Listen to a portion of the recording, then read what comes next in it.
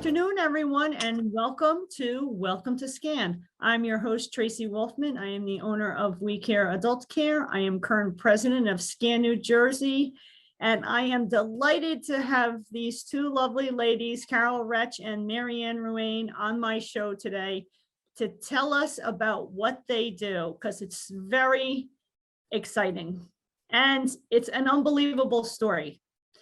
So I'm going to start off with who wants to speak first out of my dynamic duo here. I'll start. So this is Marianne Ruane, and she's going to talk to us about her company, or 501c foundation, rather. Yes. So I'm Marianne, and my son and his cousin, Erica, Mike Ruane and Erica Rech, started Breast Intentions after 3 family members were diagnosed with breast cancer. They were 15 years old at the time, and they wanted to do it because they watched firsthand the effects of treatment, both monetarily, physically.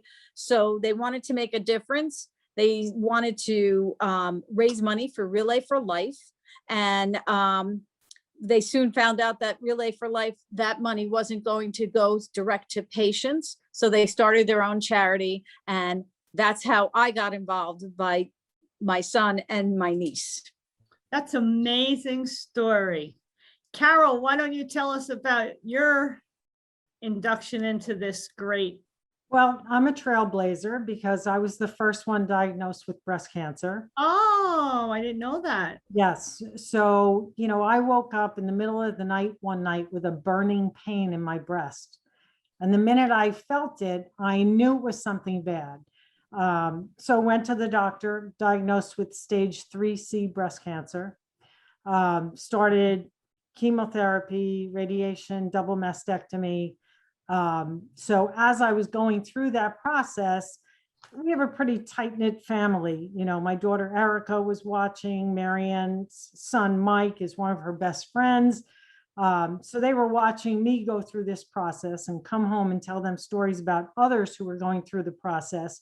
And 6 months later, my younger sister Patty was diagnosed with breast cancer. Wow. So as I was kind of wrapping up, now we had another sister going into it. So the whole family was surrounded by this for quite some time. Then another couple months later, my youngest sister was diagnosed with atypical hyperplasia, all of the things that the 2 sisters who had breast cancer, all of those precursors to the breast cancer, she was diagnosed with those and underwent a prophylactic mastectomy. So it was the 3 of us, and we saw so many women struggling, and we used to talk about it with the kids. So when they went to this Relay for Life, as Marianne said, they were walking around the track at night. We stayed overnight. We were up all night. Right. They had saved their money. And when they gave $1,000 check to the woman, and they said, okay, who's it going to help? And she said, well, it goes to the national organization, and, we do research. Some will go to research, some will go to education, and they didn't like that. So 3 a.m. on a football field in a tent, they decided they were going to start their own charity at 15 years of age. God bless. I'm getting chills. And we, Carol always says, Carol said to them, as long as it doesn't involve fire, we'll help you. And sure enough, they called an attorney with the help of their uncle. They called an attorney, and Breast Intentions came to be. It's such an awe-inspiring moment, and I just hope that the word gets out to all of our viewers and everyone that watches this to know what a difference these 2 kids are going to make. And we have so much more to talk about. I was part of an organization where all the money ended up going to a national corporation, and we never saw any grassroots. So we did the same thing with ours to help people. So I know the feeling. You want it in the hands of people that need it. So God bless them.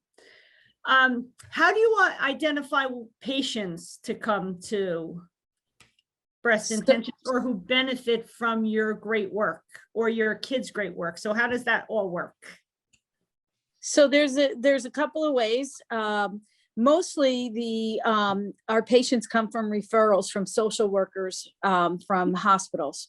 So they kind of vet the people. They'll come in and they'll contact us and say, Anita's heat and electric's going to be shut off. She needs your help. And then we then call the patient. Sometimes we get patients through our website. Sometimes we get patients who, we're out at a fundraiser and somebody says, I have a friend that needs your help. So there's many ways and that's how we get them. I think we're fairly well known throughout New Jersey now with many hospitals and doctors and oncologists and plastic surgeons. So we have quite a referral network that sends patients to us. So just to back up a little bit, because these two started this, how long did it take them to get it up and going? Well, they started in 2007. Okay. So they're both 29 years old now. Wow. We work for them. But they started out by selling, they went to our parish priest and they said, we're starting this charity and we want to raise some money. Would it be okay if we sold some candy bars after Mass? So that's how they started. After Mass, they were selling candy bars, Sunday mornings. And, they raised a fair amount of money. Well, they raised, a few $100s. And then they got a referral from Monmouth Medical Center. And Marianne, do you remember that first patient? I remember the first patient well. She was a school teacher. She was a mother of 6 children. Her husband was recovering from a heart attack. And she was referred to us. The kids were so excited. They couldn't wait to help. And when they called her, she said, no, you need to help somebody else. I'm okay. I'm doing okay. You can help someone else. And they were like, come on, you're our first patient. Like, we Right. want to help. And she said, well, I guess if you could put oil in my oil tank so we'll have heat this winter, that would be great.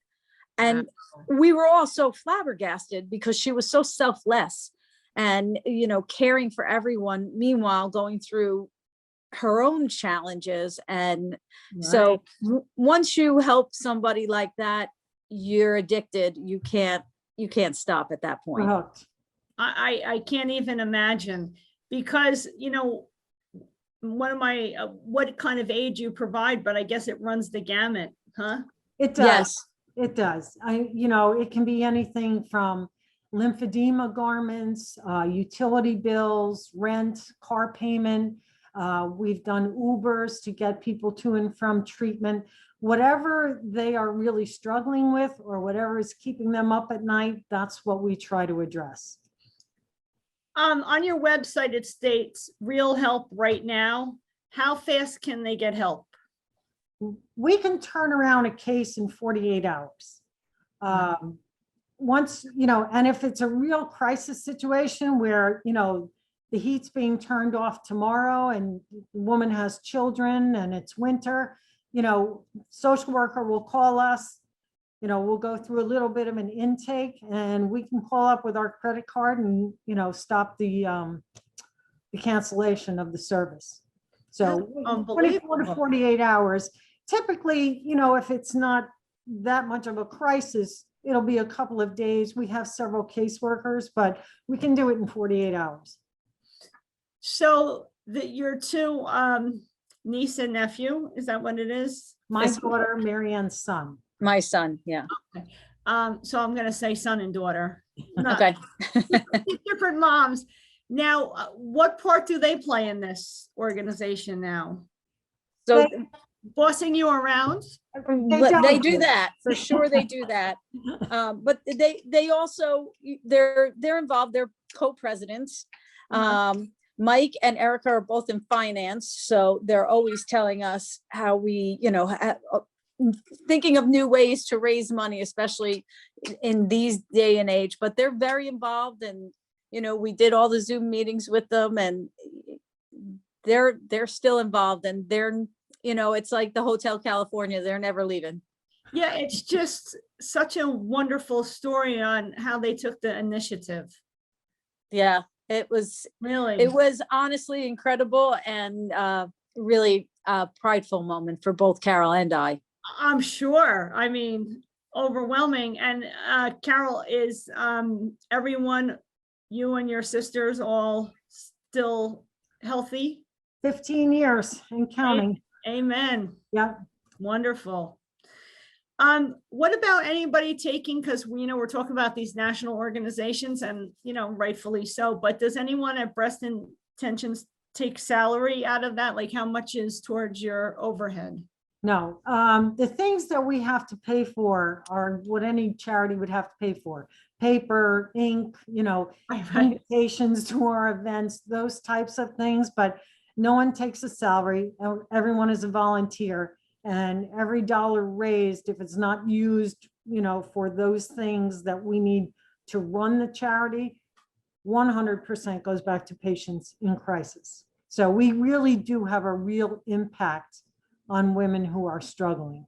I'm sure you do. And I am sure sharing your story with them gives them some comfort, because, people are always a little nervous about reaching out, because sometimes it's not that financial thing, but it's just the connection with an organization that is there for them if they should need something. Yeah. I always say Carol is such a powerful resource, because when Carol was struggling with her own diagnosis, she had kept a spreadsheet of all the medications and the side effects. So then when my sister Patty was diagnosed, she was able to pass that along. And then the sympathy end, Carol knows, because she lived it. So I always say she is a terrific advocate for all of these patients. I'll tell you something else. When I was diagnosed at stage 3C back in end of 2006, of course I went online. That's your first instinct, is to go online and look up what you have. And it said I had a 50-50 chance of being alive in 5 years. So here I am 15 years later, and that's the message that I want to give women, that don't look at the statistics online are very, very old. There are new treatments, more advanced treatments. I have friends that I met when I started going through my cancer journey who are stage 4 and have been stage 4 for 15 years. So there is hope. It's not hopeless. They really have to fight the battle and have the willpower to do that, because a lot of people, instantaneously they want to give up. And I think sharing your inspiration is probably life-changing for so many. Well, I hope it's supportive, and I hope that it does make a difference in their attitude. It's a tough road to go through, but you're going to come out the other side. Right. I think you don't need to hope. I think you have to realize you are making a big, big difference in their lives. So. We got a lot more to talk about. We're going to take a short commercial break right now.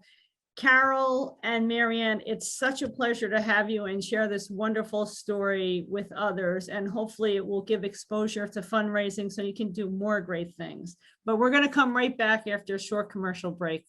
Thank you for watching. Welcome to SCAN. Take it from me, living with diabetes is no easy task, but I learned how to manage my health condition, and so can you. The Diabetes Self-Management Program is a 6-week self-management workshop created by Stanford University. The program provides you with proven strategies to manage your diabetes and reclaim your life. You will join an interactive and mutually supportive workshop whose success builds confidence to effectively manage your diabetes and allows you to maintain an active lifestyle. See how proper nutrition, exercise, and medication management help you increase your energy, manage side effects, and keep you feeling in control. You will not only receive a copy of this book, but you will get guidance and support from others like you living with diabetes. The Diabetes Self-Management Workshop meets once a week for 6 weeks. This innovative workshop is offered to all Monmouth County residents. call the number on your screen to register or get additional information at scannj.org.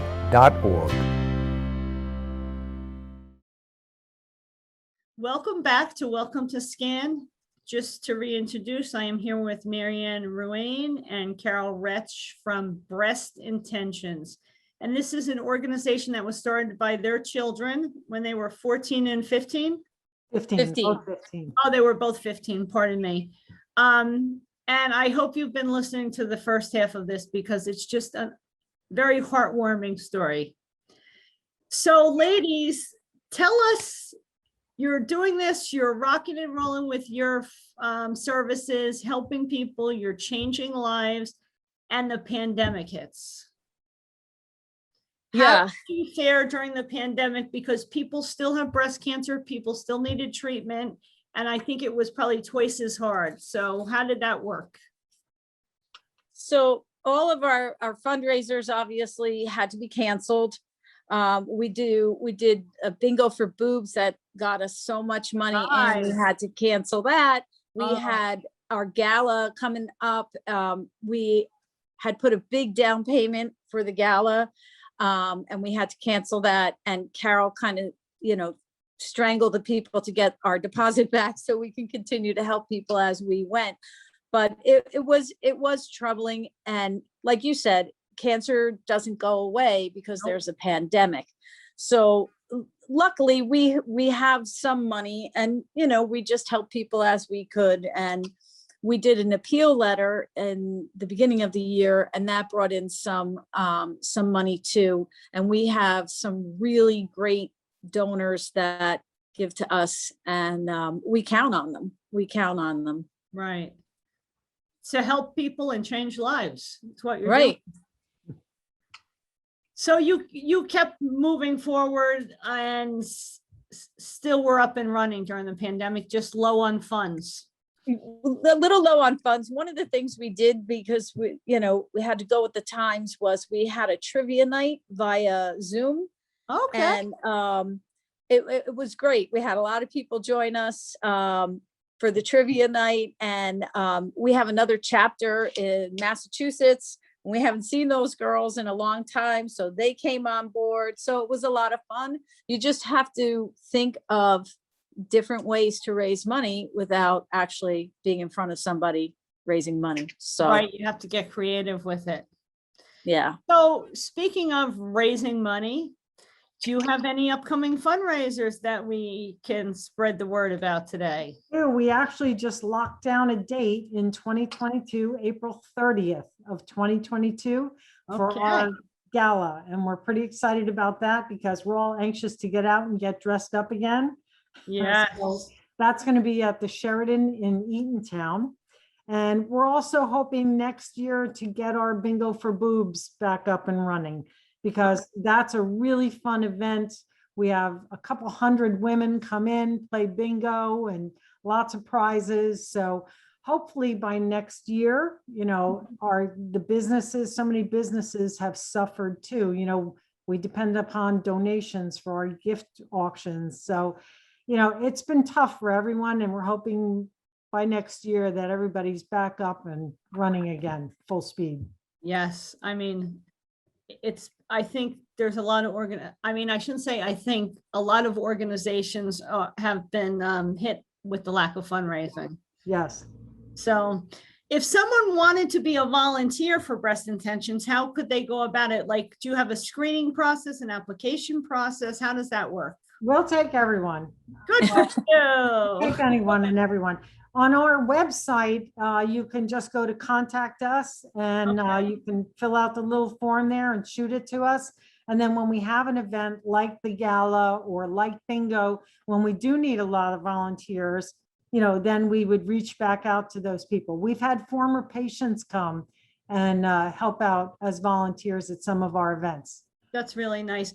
So just to throw it out there, because people always say, well, what would I be doing as a volunteer? So we have a captive audience here that's being viewed through Monmouth and Ocean County. So let's tell them how simple to how, It's as simple as, handing tickets out to people, selling raffle tickets at the event, or at our bingo for boobs, pulling prizes and delivering them to the winners, or manning a table with prizes on it. There are lots and lots of things that can be done. We've had volunteers that have been with us for a little while who now are caseworkers as well, who want to get involved in that way. So, we do a little bit of training with them. And, they're happy to help out in that way. And they get to see what a real impact they can have with a patient. Yeah, I think those real life experiences are probably more meaningful than, sending a check to an organization through the mail. And I want that too. Yeah. No, I understand, but you know how everyone gets envelopes in the mail. I remember my father-in-law used to write checks, so for every check he used to write, he got 10 more requests from, but you never know where it's going. Right. That's the thing. I You know what else we do when we get donations? What we do is for those individuals, like I said, we have a few that are like, they're our go-to. We then tell them who exactly they helped. We had a family whose parents both died of cancer. They didn't mention what kind of cancer, but they did a golf outing and they sent us a big check. And what I did was, as we spent down the money that they sent in, I told them each and every patient that they helped and how we were able to do that. And I always say, like, I know your parents aren't with you anymore, but look at the legacy that you brought all these women help in their name. So we always tell you how you help. If you donate to us, you will know who you affected. Also, if you sign up on our website to subscribe to our newsletter, we do send out, I think it's quarterly, Marianne, a little newsletter that includes a number of patient cases. So you can read about what we're doing with the donations that we have. Your transparency is just wonderful because people, I think they'll feel the impact even if they're not out there volunteering with you. And that's a great thing because a lot of times you don't. I think that's important. I think it's very important. So what is your website address? We can list it, but you could also now say it out so people can subscribe to that newsletter. So it's www.breastintentions.org. Okay, and so to our viewers, you can sign up and get their newsletter, which is quarterly, which I like that. So they're not going to get a weekly. I know there's been so many things that you've told us here about their heart wrenching, but do you have any other patient stories that really stand out and that you would like to share with our audience?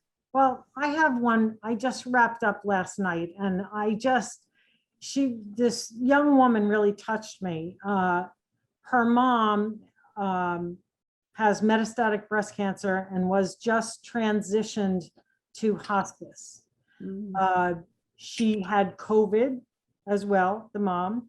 Her dad also had COVID and had to go on a ventilator and spent 4 months in a long-term care facility. So this young lady has been taking care of both of her parents, her mom, who is dying, and her dad, who they're now trying to wean off the ventilator because he wants to get home to be with his wife. And this young lady has been holding it together and reached out through the social worker for some help. And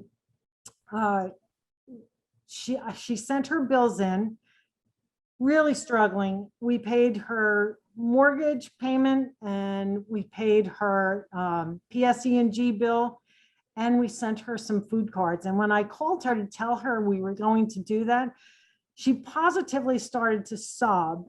And I thought to myself, this young lady has no one to cry to. And being a full service charity, I cried with her. Because I would have cried with her too.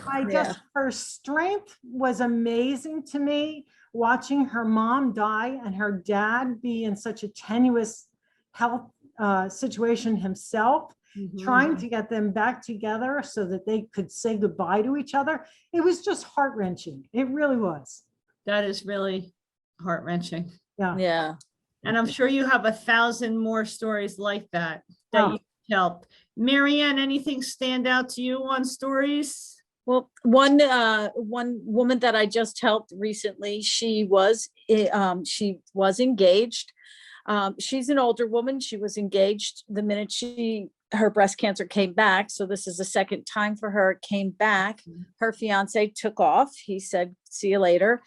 And she had all the bills. She couldn't go on disability. That had run out from the first time. So she has children, older children. I said to her, are they any help? Can they help you? And they couldn't. And she said, quite frankly, I'm too embarrassed to ask them. I don't want to ask them. They all have their own families. And she needed help with her rent, her cable bill, and her phone bill. And we were able to help. And I sent her a couple of Visa gift cards because she had some co-pays that she couldn't do. And we sent her that. And, again, the gratitude that these women express to us, like Carol said, they cry, we cry. They're so grateful. And we're also hunting down that fiance. Yeah. We hear that a lot, believe it or not, that these guys take off and, what's going on? Yeah. Yeah. That's a tough thing. Yeah. I had another, I don't know if we have one more quick story. I have another woman, she was 38 years old. And again, she was dying and she was struggling to put food on her table. She was paying her life insurance and didn't want to lapse on the payments because she knew she was dying and that was all she could leave for children. So yeah, That it's is very sad. heart-wrenching. Marianne and Carol, I want to tell you your story, your organization, Breast Intentions. I'm so glad we had the opportunity to expose you today here on Welcome to Scan and to our viewers in Monmouth and Ocean counties. If any of you would like to donate to them, attend their gala is going to be in April of 2022. They can use volunteers and they can also send you a newsletter. And maybe one of your family members might need some help from Breast Intentions. So take a minute to look at them, check out their website, and maybe be a volunteer. I want to thank you both for being on the show. And I will take any requests for other show options from our viewers on Welcome to Scan. Until next time, everyone, have a safe and happy week.